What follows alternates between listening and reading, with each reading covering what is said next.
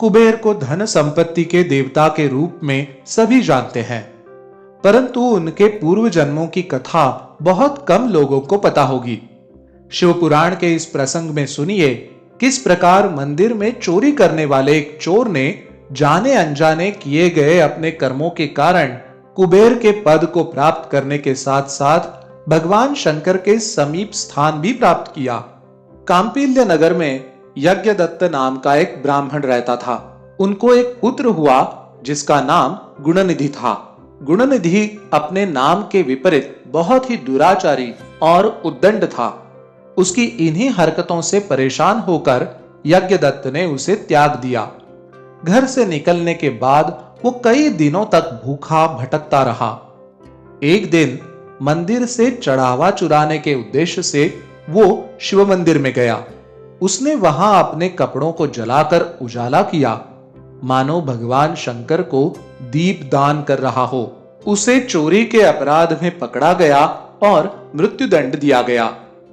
अपने बुरे कर्मों के कारण उसे यमदूतों ने बांध लिया, लेकिन शिव के गणों ने वहां आकर उसे छुड़ा लिया। भगवान शंकर के गणों के साथ रहकर उसका मन शुद्ध हुआ। अंत में वो उन्हीं शिवगणों के साथ शिवलोक चला गया। वहां सारे दिव्य भोगों का उपभोग करके उमा महेश्वर की सेवा करने से पूर्व जन्म में वो कलिंगराज अरिंदम का पुत्र बना। कलिंगराज ने अपने पुत्र का नाम दम रखा। वो हमेशा शिव की आराधना में लगा रहता था और बालक होने पर भी वो दूसरे बालकों के साथ शिव का भजन किया करता था। युवा अवस्था को प्राप्त होने और पिता के स्वर्गवास के बाद वो कलिंग के सिंहासन पर विराजमान हुआ। राजा दम बड़ी प्रसन्नता के साथ सभी दिशाओं में शिव का प्रचार करने लगे। उन्होंने अपने राज्य के सभी ग्रामों के शिव मंदिरों में दीपदान की प्रथा का प्रचलन किया। उन्होंने सभी ग्राम प्रधानों को निर्देश दिया कि उनके गांव के आसपास जितने भी शिवालय हों, वहां बिना किसी सोच विचार के सदा दीप जलना चाहिए। आजीवन इसी धर्म का पालन करने के कारण राजा दम ने बहुत सारी धर्म संपत्ति अर्जित की और मृत्यु के पश्चात अलकापुरी के स्वामी हुए। ब्रह्मा के मानस पुत्र पुलस्त्य से विश्रवा का जन्म हुआ और विश्रवा के पुत्र वैश्रवण यानी कुबेर हुए। उन्होंने पूर्व जन्म में महादेव की आराधना करके विश्वकर्मा के द्वारा निर्मित इस अलकापुरी का उपभोग किया। जब वो कल्प व्यतीत हुआ और मेघवाहन कल्प आरंभ हुआ, उस समय वो यज्ञदत्त का पुत्र जो प्रकाश का दान करने वाला था, कुबेर के रूप में अत्यंत कठिन तपस्या करने लगा। दीपदान मात्र से मिलने वाले शिव के प्रभाव को जानकर वो शिव की नगरी काशी गया और वहां 11 रुद्रों का ध्यान करके अनन्य भक्ति और स्नेह के साथ तन्मयता से शिव के ध्यान में मग्न होकर निश्चल भाव से बैठ गया। वर्षों तक ऐसे तपस्या करने के बाद वहां भगवान शिव स्वयं देवी पार्वती के साथ प्रकट हुए। भगवान शिव ने प्रसन्न मन से अलकापति कुबेर को देखा और कहा, अलकापति, मैं तुम्हारे तप से प्रसन्न हूं और तुम्हें वर देने को तैयार हूं। तुम अपनी मनोकामना बताओ। ये वाणी सुनकर कुबेर ने जैसे ही अपनी आंखें खोलकर देखा, उनको भगवान शिव सामने खड़े दिखाई दिए। वो प्रातः काल के सूर्य जैसे हजारों सूर्यों से भी ज्यादा तेजवान थे और चंद्रमा उनके मस्तक पर चांदनी बिखेर रहे थे। भगवान शंकर के ऐसे तेज से कुबेर की आंखें बंद हो गई।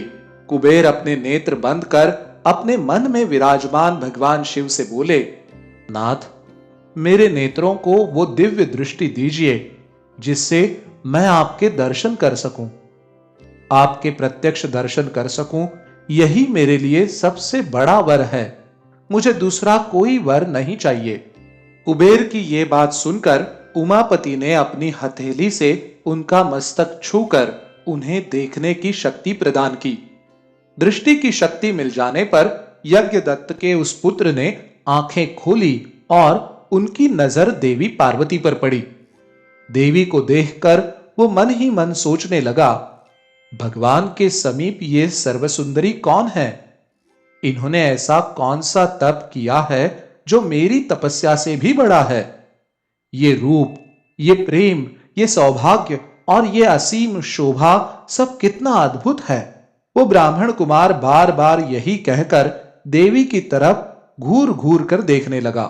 इस प्रकार वामा के अवलोकन से उसकी बाईं आंख फूट गई।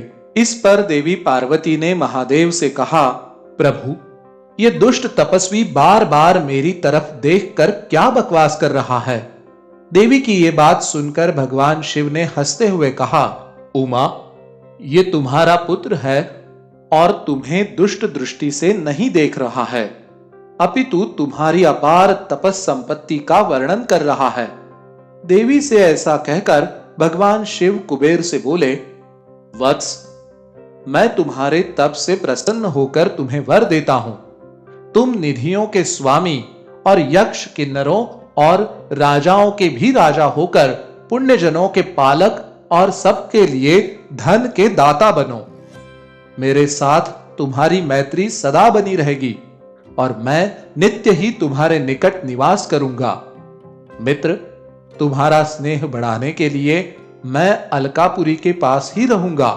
आओ, इन उमा देवी के चरणों में प्रणाम करो, क्योंकि ये तुम्हारी माता है। महाभक्त यज्ञदत्त कुमार, तुम अत्यंत प्रसन्न चित्त होकर इनके चरणों में गिर जाओ। इस प्रकार वर देकर भगवान शिव ने पार्वती से कहा, देवेश्वरी, इस पर कृपा करो। तपस्विनी, ये कुबेर तुम्हारा पुत्र है।